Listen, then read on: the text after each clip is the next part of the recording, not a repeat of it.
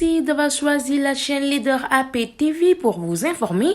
Il est 20h à Diamaguène Sicap Mbao. Mesdames, Messieurs, bonsoir et bienvenue dans les brèves de l'actualité. Devant ce micro, Fatou Ndiaye.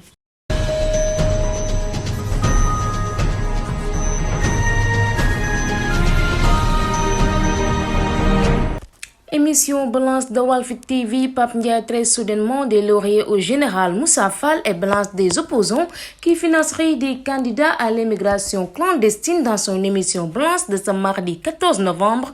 Le chroniqueur Pape Ndiaye a montré une autre face qu'on ne lui connaissait pas. Le journaliste de Walf TV a pris des téléspectateurs de court en dressant des lauriers au haut commandant de la gendarmerie, le général Moussa Fall. Le considérant meilleur général de la gendarmerie, il a annoncé en même temps un chapitre qu'il va lui consacrer dans ses prochaines chroniques. Pape Ndiaye ne s'en est pas arrêté là. D'après les Échos qui donnent l'information, le journal a annoncé qu'il va dénoncer les membres de l'opposition qui encouragent l'immigration clandestine en finançant des migrants qui s'exilent à bord de pirogues. 2,5 milliards de francs CFA, le préjudice réclame à Tanor de la Fall par Ousmane Sonko qui porte plainte contre le patron de la DGE alors que tous les regards sont braqués vers la date du 17 novembre. Les avocats d'Ousmane Sonko ont servi ce mardi 14 novembre une citation directe à Tanor de la Fall. Au tout-puissant patron de la Direction générale des élections, il est reproché son refus de mettre à la disposition du mandataire du président de PASTEF un kit de collecte de parrainage. Les Échos qui donnent l'information reportent que 3 infractions sont visées: coalition de fonctionnaires, atteinte à l'autorité de la justice et discrédit sur une décision de justice. Le journal précise qu'Ousmane Sonko invoque dans sa plainte la décision du tribunal d'instance de Ziguinchor qui ordonne sa réintégration sur les listes électorales et la recommandation de la Commission électorale nationale autonome à la DGE pour la remise d'un kit de parrainage à son mandataire. Jugeant inestimable le préjudice causé, le leader de PASTEF réclame au patron de la DGE 2,5 milliards de francs CFA en guise de réparation. Les Échos qui indiquent que l'affaire sera évoquée le 22 novembre. Touba, marre des corrections de son maître coranique, un jeune talibé de 15 ans se venge en le surprenant dans son sommeil pour lui asséner un coup de couteau mortel. Le quartier Samgougui a abrité le drame du meurtre d'un maître coranique par son élève. D'après Seneweb, le présumé meurtrier âgé de 15 ans a été arrêté ce mardi par les gendarmes de la brigade de proximité de Bel-El. Le talibé âgé de 15 ans a planifié son acte, a surpris son maître coranique en plein sommeil avant de lui planter un coup de couteau mortel. Et pour terminer, transfert d'Ousmane Sonko à la prison de Cap Manuel, l'administration pénitentiaire donne sa part de vérité et parle d'une recommandation de son médecin traitant. L'administration pénitentiaire muette depuis l'abruptement par ses avocats du transfert d'Ousmane Sonko à la maison d'arrêt et de correction de Cap Manuel à leurs insus et sans le consentement du médecin-chef de réanimation de l'hôpital principal qui s'occupait de son cas et sorti de son mutisme à travers un court communiqué. Le service de communication de l'administration pénitentiaire précise que la note est rendue publique pour répondre aux commentaires des avocats sur le transfert de Sonko à la prison du Cap Manuel. Et c'est la fin de ces brèves de l'actualité dont j'avais le plaisir de vous présenter. Merci de l'avoir suivi et restez connectés pour d'autres informations. Dans un instant, Abdou Aziz John reçoit Madame Khadi Djedjou, coordonnatrice Mujib Diamaguène Sicap Mbao. Mesdames, Messieurs, restez connectés.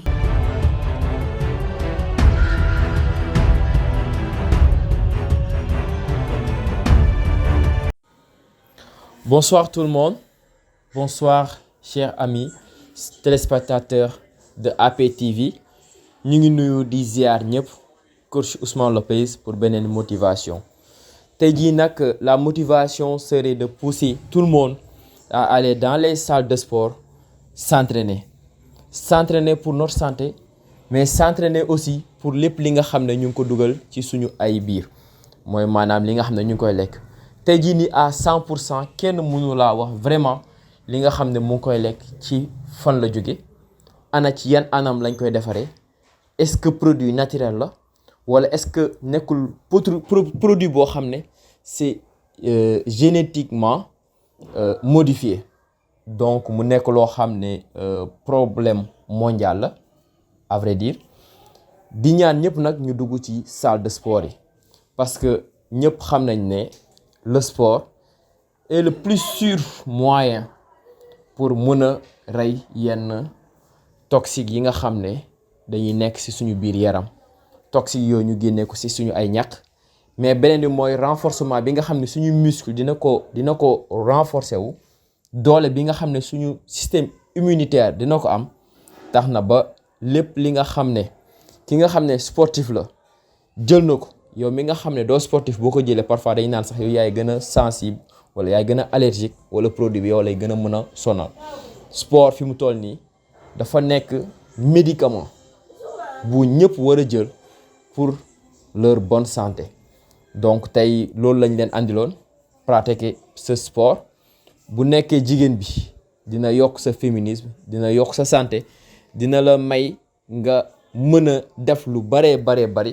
mais également bu nekkee par exemple yow góor nga dina yokk sa testostérone te xam nañ ne loolu dafa nekk élément boo xam ne mën nañ ne mooy góor mooy déclencher sa ngóor ak sa lépp donc mu ngi noonu loolu moo nekkoon conseil yu tey bi di leen jox dig daje ci beneen numéro je vous remercie.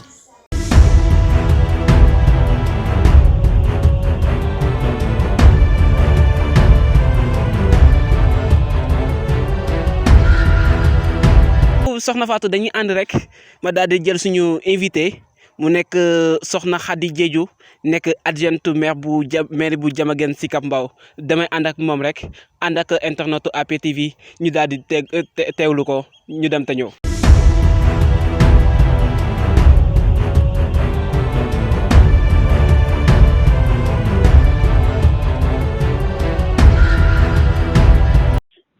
Khady Diédhiou maa ngi lay nuyu. sëñ Abdou Aziz maa ngi lay fay bu baax a baax. maa ngi lay dalal ci suñu rubrique penc mi. asalaamaaleykum waa penc mi. maa ngi di nuyu bu baax a baax di leen ziar di leen jox seen wàccuwaay. Khady Diédhiou yaa nekk adjoint maire bu Diamaguène Sicap Mbao. waaw maa ngi nekk adjointe au maire bu Diamaguène Sicap Mbao. nekk aussi la coordonnatrice jigéenu Pastef bu ex Pastef bu coordonnatrice Diamaguène Sicap Mbao. D'accord. Voilà Khady Diédhiou dañuy dikkaat ci événement bi nga xamante ne yaa ngi ko programme samedi bi ñu génn muy don de sang boo xam ne yaa ngi ko fa doon amal ana lañ mën a jàpp ci don de sang boobu. waaw samedi bi passé dama organisé woon benn don de sang boo xam ne vraiment Diamaguène uy si nañu bu baax a baax a baax. Est-ce que am nga ci satisfaction ci li nga xam ne moom nga doon saytu. waaw am naa ci satisfaction à 200%.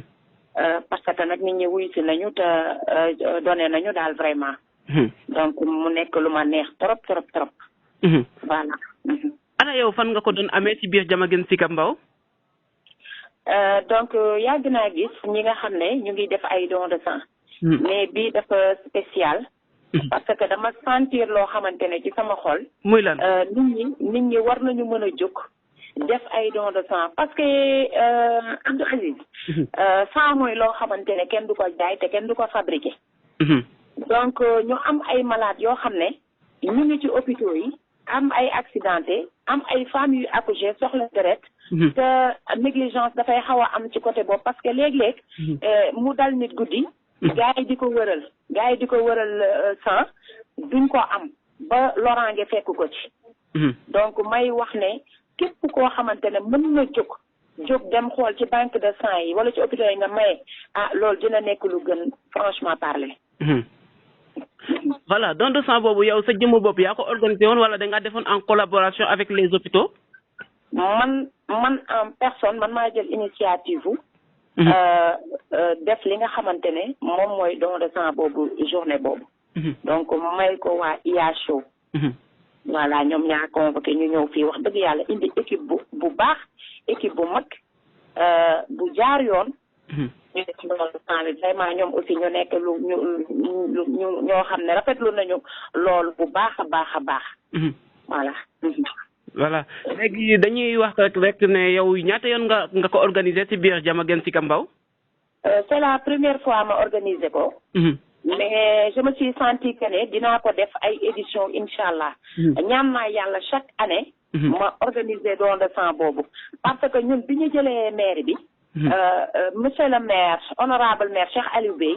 li mu njëkk a wax bureau municipal mooy priorité am mooy ñi nga xamante ne ñooy les dialyses ak ñi nga xamante ne ñoom ñoo amee hépatite donc loolu aussi bokk na ci li nga xam ne soññ na ma bu baax a baax ma mën a organiser journée don de sang boobu.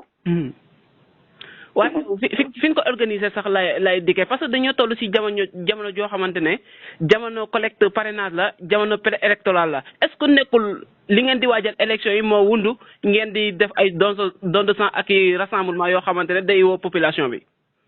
non du tout nag du tout parce que man sama initiative moo nekkoon dama xalaat ne politique nekkul ne da ngay yem ci dëkk bi rek ñi nga xamante ne ñoom ñoo nekk ci hôpitaux yi. ñoom dañ ci bokk te ñun dañ leen di fàtte parce que en général. sénégalais dafa am habitude ku feebar rek daf lay daw. te ñun waruñu leen daw dañ leen war a. tege bu baax a baax di leen jàppale. Donc waruñu leen a fàtte te ñu nekk ci hôpitaux yi nit ñi nekk ci dëkk bi di dox seen soxla war nañu parfois di dem ci hôpitaux yi di xool li fa xew. vraiment da ngay gis ñoo xam ne sonn nañu sonn boo xam dañuy wër ay poche de sang te duñ ko am. donc may ñaaxaat sama population di ñaaxaat waa Sénégal que mel na ne parfois message bi du yegg ci ñoom am na ñu ko xamul ba léegi dama war a maye deret jóg dem may deret am na ci ñoo xamante ne xamuñu ko ba léegi te dinaa ci dox tànki dina ci sensibiliser ba fii ma dëkk muy Diamaguène Sicap Mbao ñuy am habitude di maye donte ñenn ñi ñu ngi maye mais la majeure partie ci habitants yi xamuñu jóg dem maye ji deret xamuñu ko. donc bu ñu leen sensibiliser ñaax leen ci loolu dinañ koy faral di def parce que nag maladie soxla nañ ko bu baax a baax.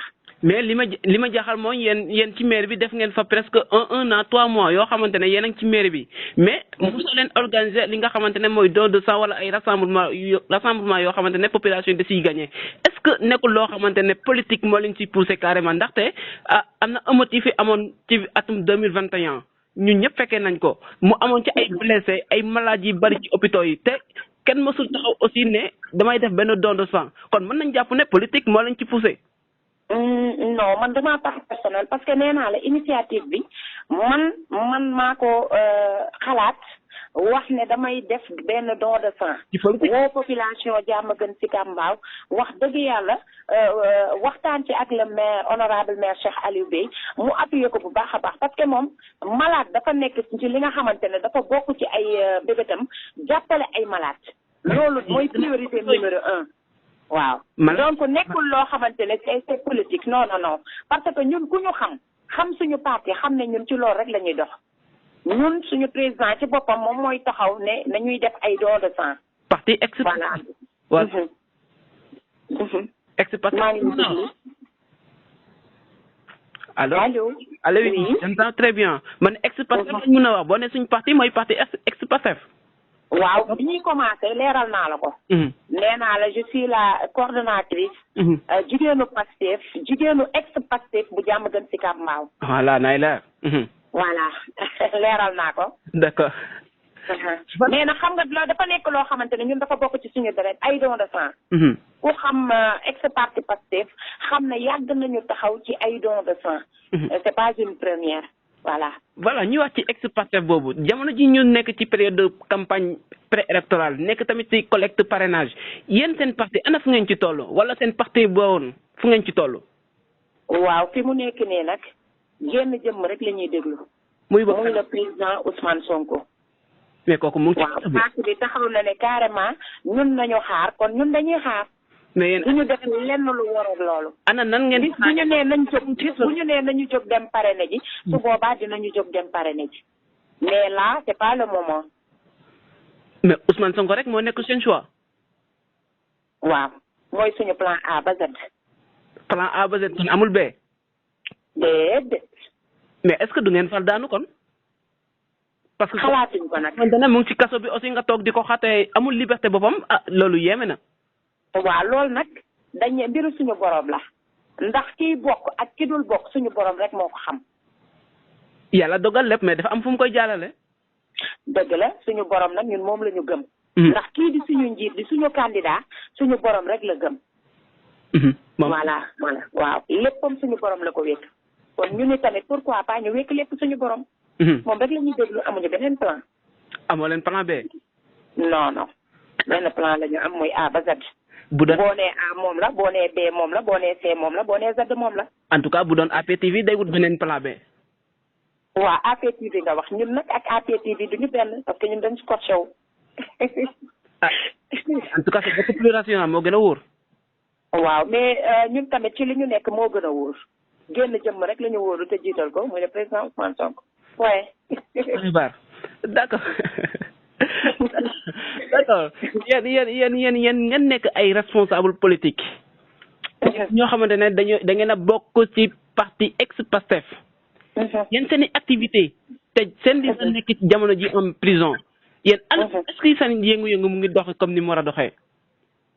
waaw pour le moment dañu freiné lépp génn jëmm rek moo ñu ñor mooy le président Ousmane Sonko ak tamit naka la ñuy fexee ba ñu libéré ko fee mu nekk loolu rek moo ñu ñor voilà mais talatuñu ay action talatuñu ay kii toute façon li ma la wax sànq rek lenn rek la ñuy xaar mooy ëpp yow xam nga ne yow ci 2 jours ñun mën nañu pare na Sénégal gi yëpp loolu moom kuy gëmm dina law sax xam nga ko. bu dee am ngeen fiche de parrainage yi. incha allah dinañ ko am bu soobee yàlla. ah loolu day yaa ko wax mais est-ce que justice dina ko maye. justice ba fi ñu taxaw. gëm nañu ne dinañu ko maye incha allah parce que dëgg rek lañ taxaw ba fii ñuy wax ak yow. kon yéen bu ma déggee say kàddu boobu ak léegi ci dundee yaakaar ngeen di toll foofu ngeen toll. non dañu dundeewuñu yaakaar dañoo yaakaar ndax bu justice bi jaaree rek yoon tëddee njaaxaanaay rek. ah mooy dundee yaakaar xam nañ ne suñu candidat ba fii ñuy wax ak yow candidat la. ah de nekkagul candidat moom. bien sûr candidat la kay nee naa la amuñu plan B amuñu plan C. mais pour élection benn plan la ñu am muy plan A. élection yi bu nekkoon suba moom du bokk. lu tax nga wax loolu. an seen parrainage an seen i parrain motale ko. waaw gëm nañu ne ba fii ñuy wax ne dinañu jot suñuy fiche de parrainage incha allahu rabbi. ah non man bu ma ko gisee ma doog a nangu loolu. waaw léegi comme gisagoo ko toogal rek ba gis ko ñu soog cee wax. gëm naa ne di nga ko gis. ah sa xel dal na de. bu baax a baax à 200%. ah d'accord en tout cas li ci kanam moom rawali gët. incha allahu rabbi li ci kanam doomu aadama yëpp dinañ ci teg seen bët. mais est-ce que yéen jàppale ne ñi nga xam ne ñoo àndoon ak Ousmane Sonko comme yu mel ni Déthié Fall te ñu nekkoon ci Yewwi Askan Wi est-ce que mën na leen kaa def comme plan B. loolu nag du ñun ñoo koy décider loolu parti bi moom moo koy décider ci kaw te lu mu décider rek ñun ànd nañ ci. parce que moom déclaré na li nga xam ne mooy candidature am déet. am na ci droit parce que bokkuñu parti. waaw. mais moom presque seen communication moo ko yoroon. waaw loolu coalition la woon mais bokkul suñu parti. coalition bi daa tas. non tasul nag tey la gën a dëgër. coalition bi tey la gën a dëgër xam nga coalition bi li ngeen di réeree mbir mooy. mooy lan. dañu waxoon ne ñoom dañuy ànd local. ànd législative présidentielle bu ñëwee ku nekk dem ak boppam. léegi nag. ñoom leader yi ñoom ñooy toog waxtaanee ko bu dee dañu bëgg a àndaat présidentielle. jazaakallaahu xayran ñun ay militante rek lañu ak ay responsable yoo xamante ne suñu leader rek la ñuy déglu. kon ñeen bu la jiitaloon tey ñu ànd ak yow. da ngeen amoon ay sart ngir ànd. ay charte yu demee nan. daanaka. waaw xam nga ñoom leader yi li ñu wax loolu ñëpp dégg nañ ko. waaw leader yi li ñu wax ñëpp dégg nañ ko dañu waxoon dañuy ànd local ànd législative léegi loolu jàll na léegi nag ku mu neex dem bayali sa baay ku mu neex tamit defaraat ànd bi ba mu rafet rek ñu ànd. mais amuñu ci benn problème. da lay neewloo doole. lan moo ñu neewloo doole. xaajaloo boobu. non xaajaloo amagu fi nag franchement parler parce que yeggaguñu présidentielle. ah non yegg si nañ kay parce que fi mu ne nii yaa ngi mois de novembre combien de mois pour nga àgg 25 février. waaw mais jotagul xam nga tey xamoo kan moo nekk candidat ak ku nekkul candidat. xamoo kan mooy ànd ak ku dul ànd. donc loolu mu ngi ci sunu kanam te mënuñu jiitu di ko wax parce que ñun ay ndaw lañu rek ay ndaw li tuuti ci parti bi donc nee naa la ci commencement wax ji lépp loo xamante ne parti bi décidé na ko rek ñun ñu ngi sunu ginnaaw ñun ñu ngi si ginnaaw. waaw tey bu la jiitaloon tey ñun ñu ànd ak yow amul problème. amuñu bopp problème franchement. Khady Diédhiou APTV amoon na mbégte dalal la ci rubrique am bu ñu tuddee penc mi. maa ngi leen di remercier bu baax a baax yéen waa APTV di kontaan bu baax a baax ci dajeeg yéen ak waxtaan bu am solo bii nga xamante ne moom la ñu waxtaan fii. sa émission bi neexoon na macha allah. macha allah neex na trop. macha allah. maa ngi leen di sant di leen gërëm bu baax a baax a baax. jërëjëf di jaajëfal nag la population de Diamaguène Sicap Mbao. di jaajëfal aussi waa Sénégal yëpp. mais aussi di jaajëfal MOJIP national ak MOJIP communal. lan mooy say kàddu yu mujj yoo xamante ne da nga koy ñaax président de la république pour libération Ousmane Sonko. waaw président de la république moom liñ koy ñaax rek mooy jaboot la moom moo jaboote tey ñëpp. donc na xam ne rek ñeneen jaaroon nañ fi donc moom aussi bu jeexalee dafay dem. te Sénégal biñ ko koy jox benn bopp la woon. donc na fexe ba bu fi buy dem aussi mu bàyyi fi benn bopp rek loolu rek lañ koy ñaax. Khady Diédhiou ñoo ngi lay jaajëfal bu baax. merci beaucoup Abdou Aziz. jërëjëf. jërëjëf.